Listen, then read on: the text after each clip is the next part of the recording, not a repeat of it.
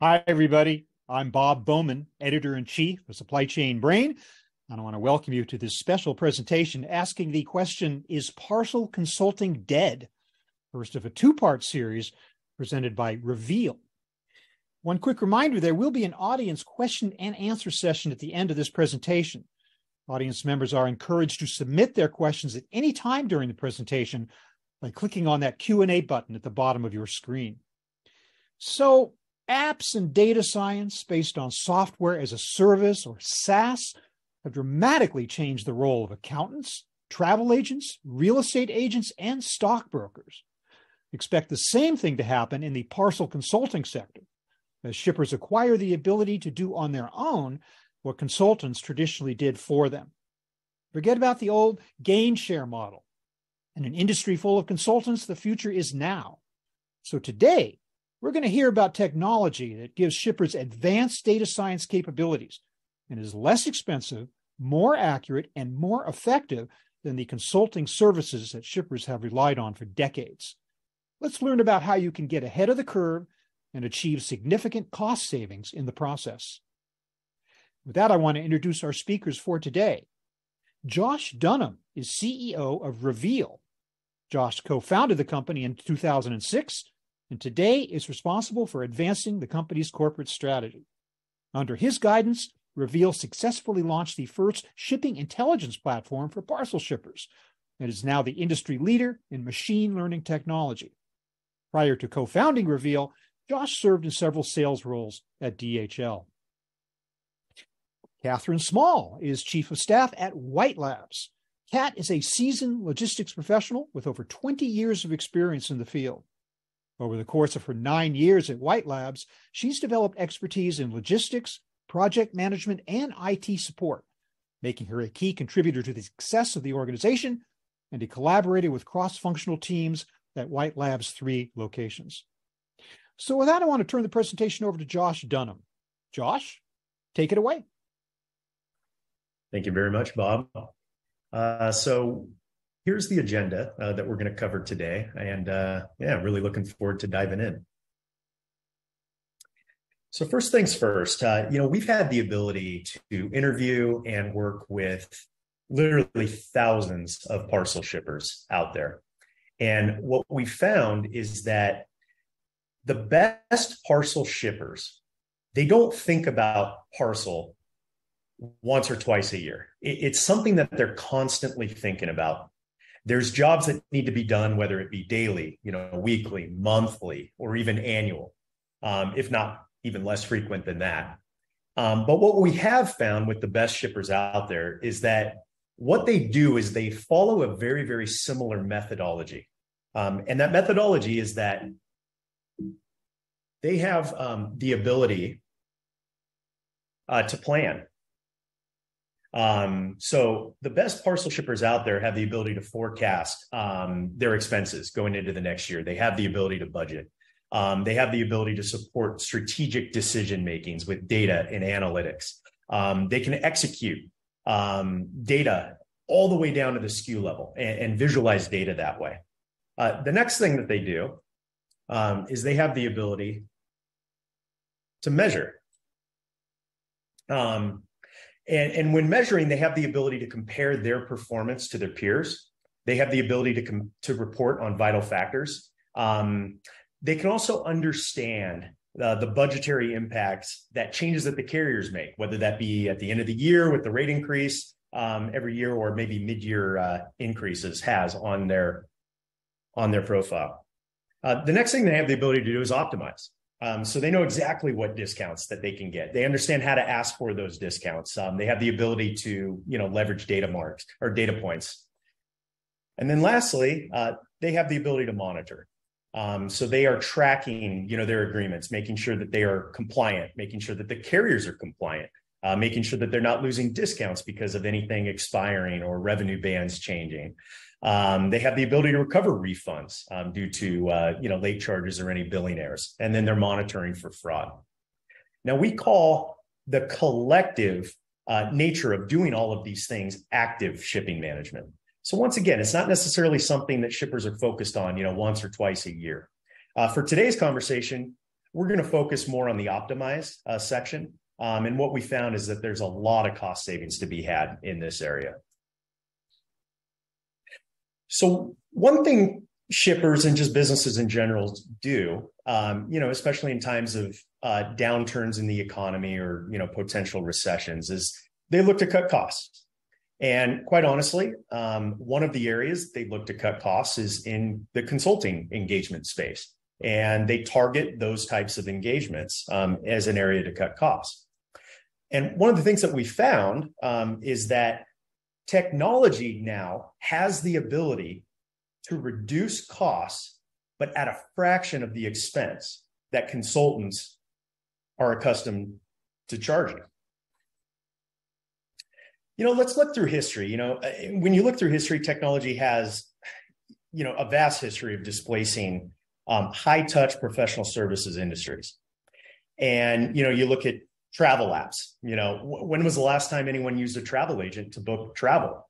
You look at what E-Trade has done. You now have the ability to trade stocks or equities, on your own. You look at TurboTax, for individual tax filers, you have the ability now to self-service. You don't have to use a CPA. And I would say even more recently, there's some disruption in the real estate space with apps like, Zillow or Redfin, Realtor.com, in that, you can now look at homes that are for sale. So the days of showing up at the realtor's office on a Sunday afternoon and driving around to, 6 or 8 different properties, those days are kind of gone. You have the ability to understand, well, what is it that's for sale and what is it that I want?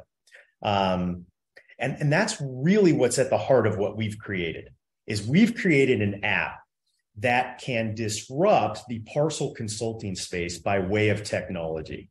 And providing the individuals the tools that they need to be able to do a lot of this on their own. So let's look at a common compensation model for consultants as it pertains to the consulting space. And that is by way of gain share. Now, what gain share is essentially, hey, we are going to take a percentage of any savings that we help you generate. So we brought up, as you can see, a graph here. For demonstration purposes, let's just pretend the line graph here is the amount that you would pay a consultant on a monthly basis. Now, typical consulting engagements are a gain share agreement over a 3-year term.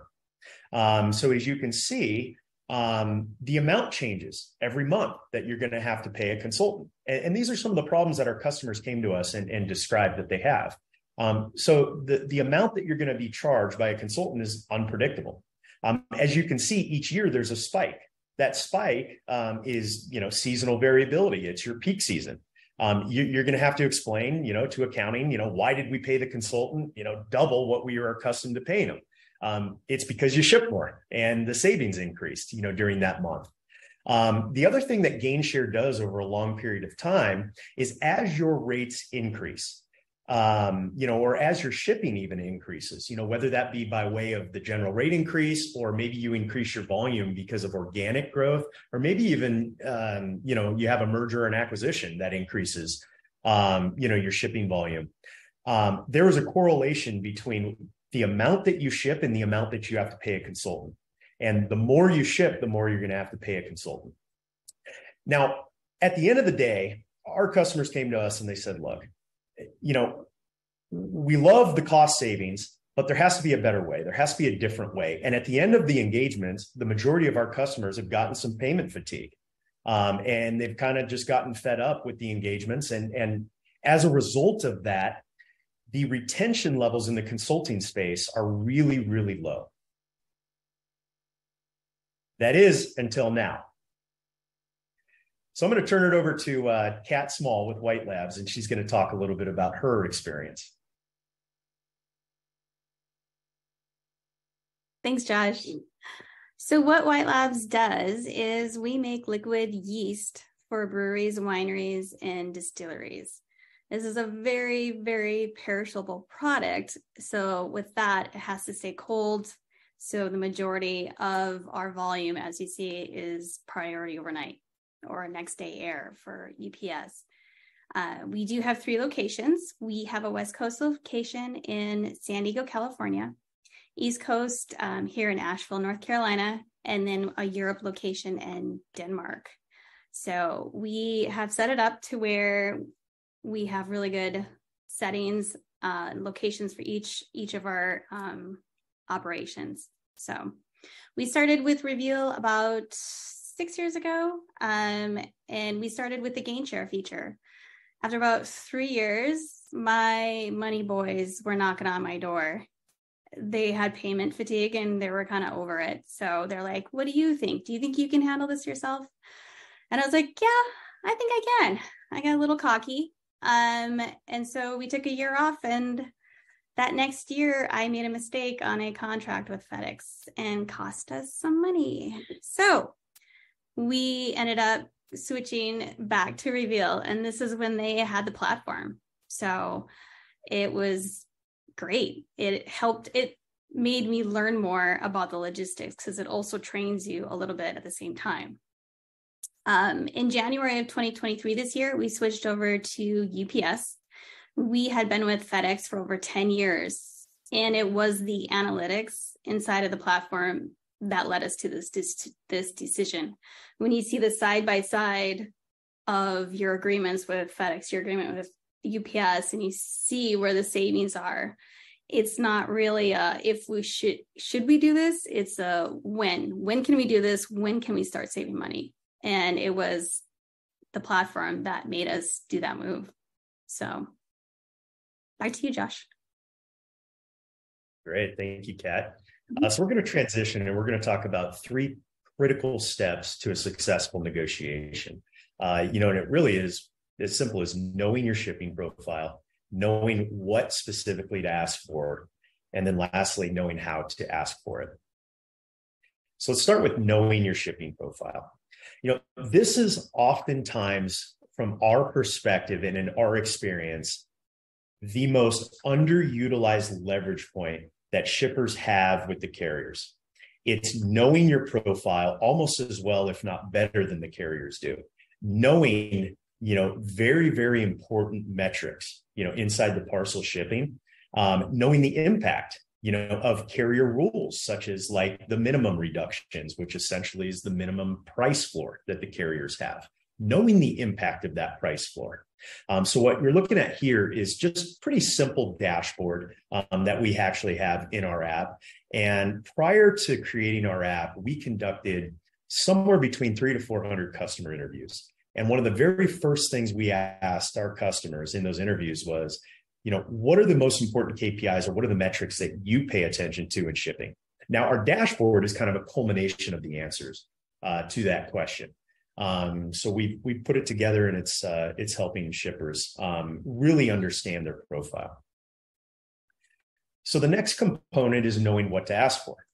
So once you understand, your profile, and you understand the impact of certain things, you need to know exactly what to ask for, so that you can prepare your carrier rep so that they can work their channels internally to get you the best deal possible.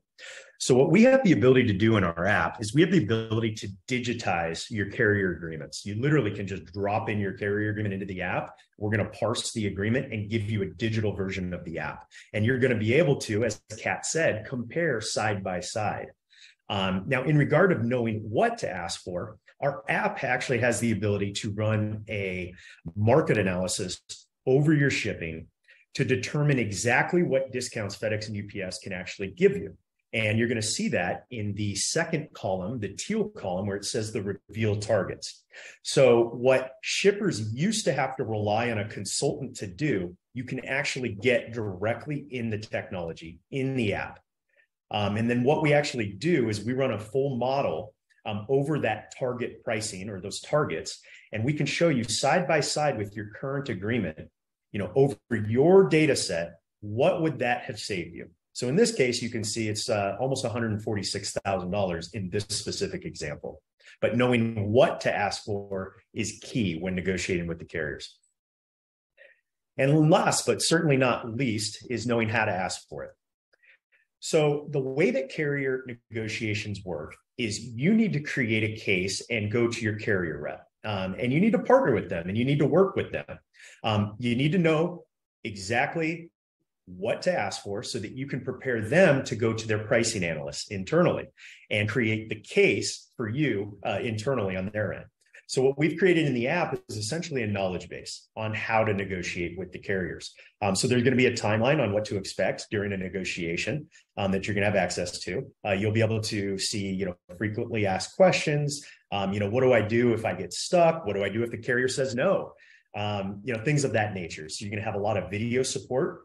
And then of course, you're going to have a live chat support if you have any additional questions that you need to reach out for us on. But knowing how to ask is very, very important to get things approved in the carrier's channels. Hey, Josh, I'm going to pop in here. I'm going to boast about Reveal's platform a little bit because it has saved me so much time, how easy it is to use. And at the same time, it's training you like a pro. You're not relying on a very expensive consultant. The software has made me more self-sufficient. I run my own analytics. I keep track of my stats that are important to me. If I want a report sent to me on the Friday of the week, showing me everything that was sent out for the week, I can do that. I weep for the amount of time I've spent in Excel spreadsheets with UPS reports and FedEx reports. It was a funny story. I do an audit every month that I pull my shipping rates, what we get charged, and then what we charge our customers. And I kind of cross analysis them. And my IT gentleman who does this for me goes, I can't get what you need out of this report. Like, I don't know where you got that other report that showed the DIMs and the weights and all that stuff. He's like, where'd you get that report from? So I was like, oh, sorry, I've been keeping this one a little bit quiet. Just here's my login information. You can go in. And so he's like, I've been doing it the hard way this whole time. So he was a little upset with me. But the platform, it's a tool that takes you to the next level for your logistics. It saves you so much time. It does the number crunching. It does the analysis for you. Okay, I'm done. Back to you, Josh. Well, I appreciate that. Thank you for jumping in. With that, that's actually all we had. I can turn it back over to you, Bob. Thanks, Josh, and thanks, Kat, for those great observations. So let's move into our panel discussion here, where I get to ask these two experts some questions about what they're talking about today. Let me start with this. How have you seen the use of data and analytics increase within the shipping industry? Let me start with Josh on that. Yeah, that's a good question. The way that we've seen it, really increase is it's actually reached the C-suite. So the C-suite now in businesses, they're using the data and the analytics, and they're using it in a manner to support strategic decision making. So that's really probably the largest increase that we've seen. Pat, how about you? How are you using data and analytics at White Labs? So I had my sales team at an event recently, and they were like, we're going to offer free shipping. Can we do this? If for any sales for the event, can we offer free shipping? And I was like, hey. So I went to my average cost per box and gave them that analytics. And I'm like, as long as you add this inside of the cost, we're golden. But I literally was able to do that for them in like 10 minutes. So wow.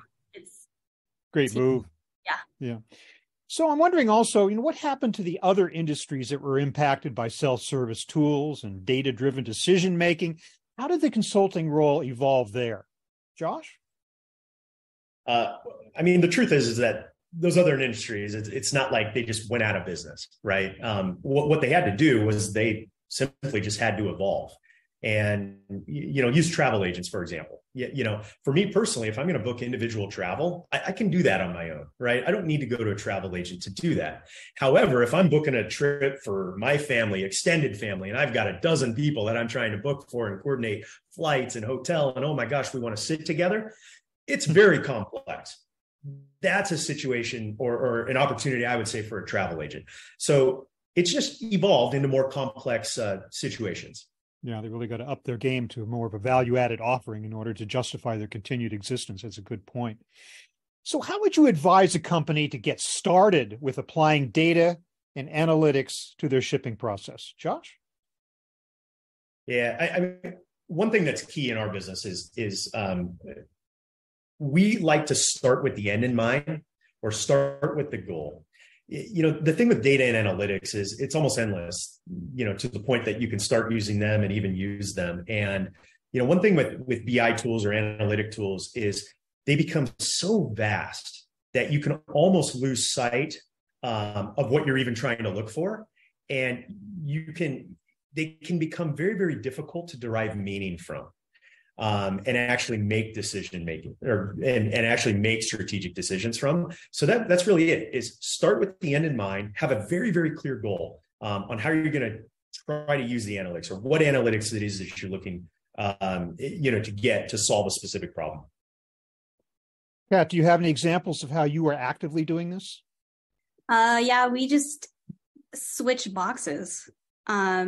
And they are the Cadillac of boxes, let me tell you what. And so as they're like, ta-da, new box, I was like, the dims.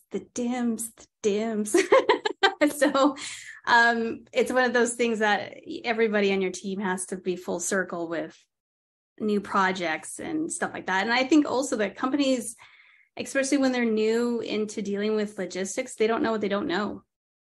And so that's where, Reveal really comes into play with like helping you along of like, what is a DIM? Some people don't know that. So it gets you to that point of training your staff. So. Well, a DIM is dimensional pricing, which both UPS and FedEx started to impose just a few years ago, shocking the whole industry into having to be making things so much more complex. At that point, you would think, oh my God, I need a consultant more than ever. But it's interesting that you guys should come along with this technology that would make that not necessarily the case. Okay, so what are some of the initial challenges that a company can expect to face as they move toward a more data-driven approach to parcel contract negotiation? Josh? Yeah, so I would say some of them are just how to use it internally. What place does it have internally? How do you leverage the tool to make strategic decisions, to derive meaning from, and just where does it fit? Who uses it? Who's responsible for maintaining it? Who's responsible for making the decisions? Yeah. Kat, maybe you could share White Lab's experience in this regard and that hesitation of, is this too good to be true? What was your experience there? My experience is with our, contract negotiations, and when Reveal switched over the platform, my directors were a little hesitant especially about the last switch we did from FedEx to UPS of like, well, what did Reveal say? I'm like, well, it doesn't matter what they say. I have everything like right here. Let me log in. Side-by-side comparison. I'm like, it's just that simple. And I think it's the software approach to a big financial decision when you spend as much as you spend on shipping. And, your directors are going, okay, so we're relying on a software platform and it's not a person anymore. I think that was a little bit of a shift. But once I showed them and let them run the show, I was like, by all means, you guys run the show with it and you guys can pull your own reports. And they're like, great. Okay. So that was definitely something that we overcame. Great. So what are the key aspects or some of the key aspects that shippers need to understand in order to properly negotiate? Josh, what does Reveal teach its clients in that regard? Yeah. In order to properly negotiate, it all starts with, we covered a little bit, but it all starts with, you've got to understand your shipping profile. You've got to understand where it is that you're spending the money. Oftentimes I can't tell you, just because someone thinks that they ship more packages, like for example, ground, they neglect to look at any of the overnight or international, shipments. The overnight or express or international shipments cost a ton more than the ground shipments. So we like to say, follow the money, focus on where the money is. Where are you spending the money? And then, you've got to know what to ask for and you've got to know how to ask for it as well. And I think we already kind of covered that, but those are really crucial components to any negotiation. And Kat, I'm assuming that White Labs just uses a script from Reveal when it is negotiated with its carriers, right? I am just a puppet. So, well, don't run yourself down. Come on. But they direct you on the negotiation and what to say and all that good stuff. So, Okay, cool. Yeah. Okay, so what kind of pushback can shippers expect to get from consultants, obviously, and from carriers as they look to negotiate contracts themselves? Josh, what are you seeing there? I mean, the biggest pushback I would say that we see is, when the carriers say, this is all we can give you. We're done. Like, this is the best pricing that we can give you. And it's kind of like, I put myself in the shipper's shoes. It's like, well, how the heck do I know any different? Right. I have no idea. Really up until now. And that's really kind of the benefit of using a consultant is knowing, okay, well, what discounts can I get?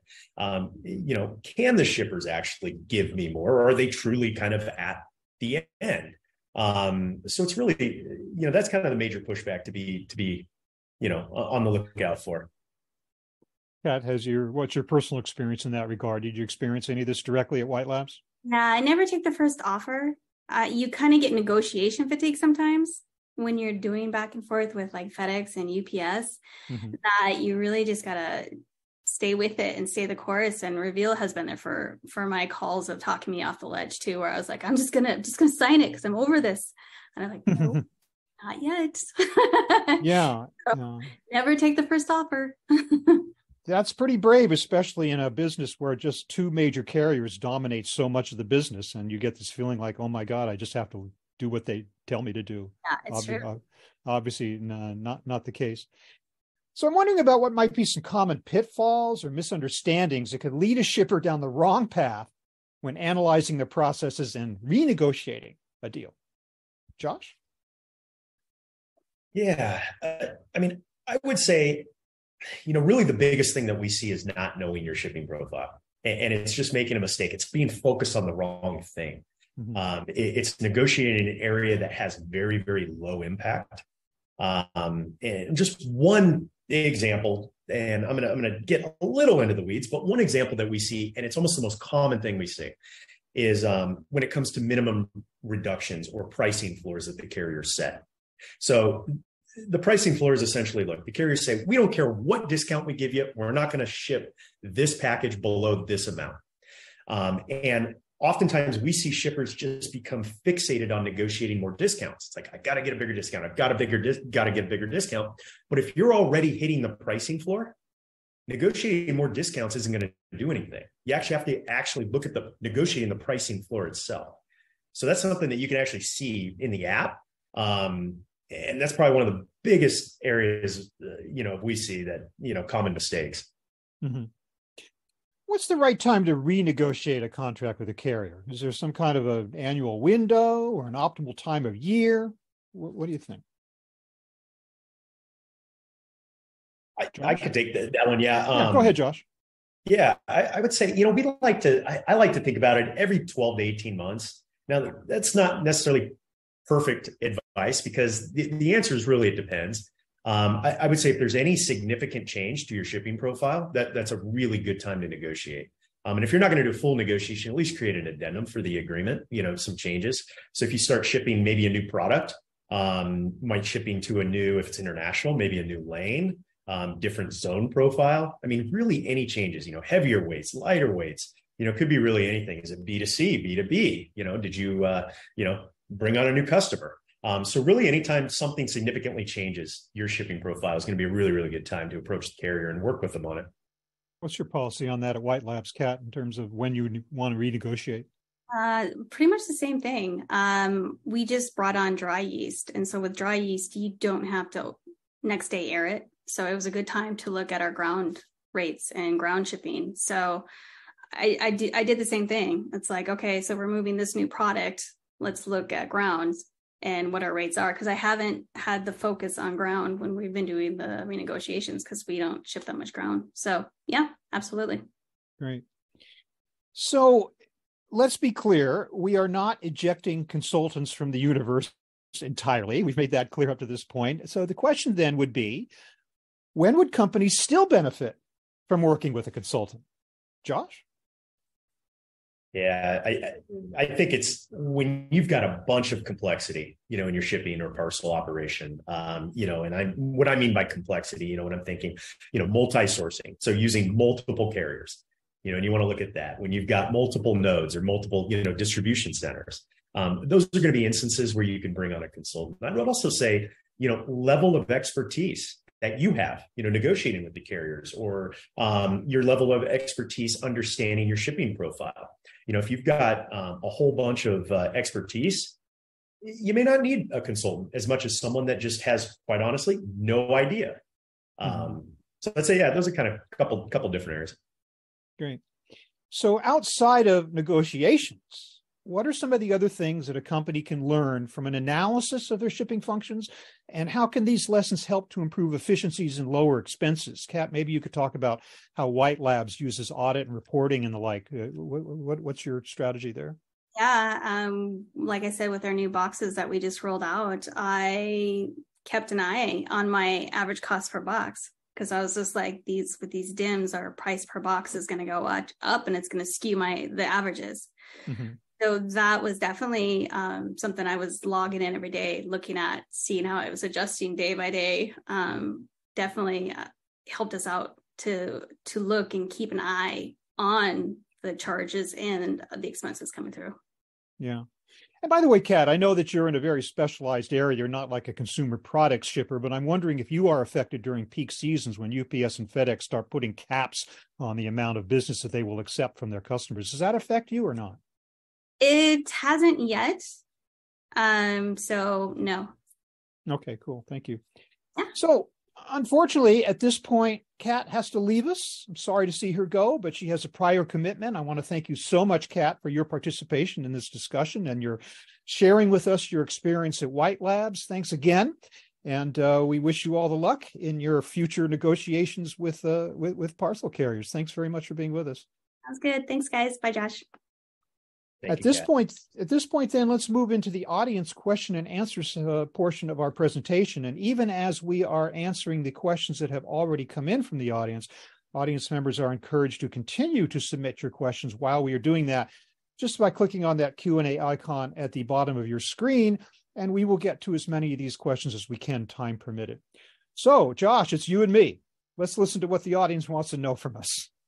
Have any of you, and I guess that means you, been frustrated with consulting relationships? You felt there might be better ways to accomplish the same goals? Or on behalf of your customers, Josh? Yeah. I would say absolutely. I would say where the frustration comes in a consulting relationship is in, we talked about it a little bit, but payment fatigue. Gain share isn't a bad model in the short term, but it is a bad model in the long term. And that's exactly what our customers have expressed, frustration with. And ultimately they get payment fatigue and they end up not using a consultant. And that's very, very similar to what Kat experienced earlier, where, they had executives in the company that came and said, well, look, we're paying this consultant a ton of money. Do you think you got this? Can you do it on your own? And what ends up happening is, oftentimes, because of the payment fatigue, customers will try to do it on their own. Mm-hmm. And one thing that the carriers are really, really good at is margin recapture, right? And over the years of not using a consultant or technology, the rates go up. And now you're all the way back at square one. And it's like, now you need to use a consultant or technology to get the rates back down. And that's kind of the frustration that we've seen, is it's just this circle that continues to happen that shippers get stuck in. Mm-hmm. Josh, do your customers really feel, based on the input you get from them, do you really feel that they feel that they have a strong understanding of their shipping business right now? Do they feel like they could actually eliminate a consultant and feel confident that they'll be able to manage their parcel shipping properly? I would say, the majority don't. Now, there are a number that do, feel comfortable. I would say the majority don't. And the reason they don't is they don't have, enough data visualization. They really don't know what to focus on and what's important.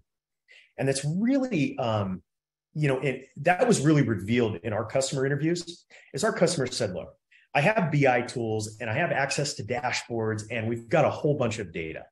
But what I don't know is how to curate this data to focus on the problems that I have. Because if I don't know the problem on the front end, how the heck can I use a BI tool to solve the problem, right? And that was what our customers asked us, is they said, look, use your algorithms and go through the data and tell me what I don't know. Tell me the problems, and then take it one step further and tell me what I can do to actually improve, on those problems. These days, it is impossible to have any kind of a discussion about data and analytics without discussing some aspect of artificial intelligence, or specifically in the case of this particular questioner, machine learning. The question is, what is your view on machine learning models and predictive analysis impacting the parcel consulting now and in the future? I think it's necessary. I think when you look at even what the machine learning and AI has enabled us to provide our customers through the app or through the new technology, we can now offer a self-service because of these emerging technologies. Whereas, 10 years ago, 17 years ago, when I started the business, it wasn't even a thought, to be honest with you. But now we're at a point where we can do it. And I can tell you one thing with machine learning, and we see this, directly in our app, is machines are really, really good at identifying patterns in large data sets, much better than a human could ever do. And what machines can do is they can do things like anomaly detection. If there's anything that deviates from the norm, they can let you know almost in real time. So that's just one example of how we're using AI or machine learning, in our app. And quite honestly, like I said, years ago, we didn't have the ability to do it. Yeah, I'm sure it's useful. It will only increase in years to come. This questioner is asking how your platform handles updates on shipping rate fluctuations in the market so as to show the real-time picture and aid in optimal rate negotiations. Yeah. So in regard to the market analysis that we do, it really is based on currently what are the carriers doing? What are we seeing, in the market? And that's kind of how the market analysis works.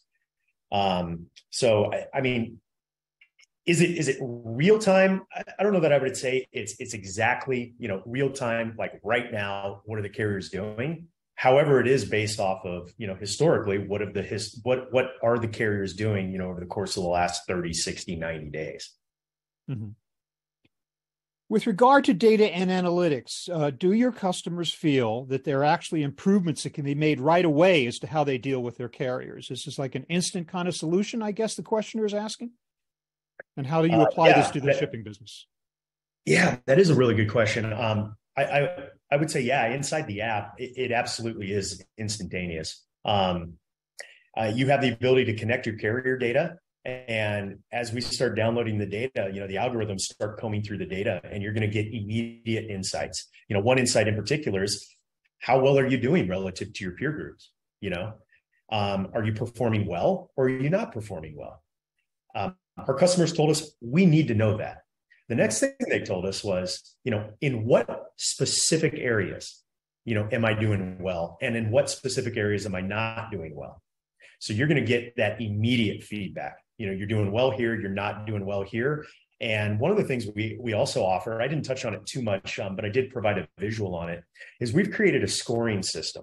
And really what the algorithm tells you is how well, on a score of 0 to 100, are you doing relative to your peers? So almost immediately upon connecting your data, you have the ability to know how well you're doing. You hit hard in this presentation on the importance of knowing your shipping profile.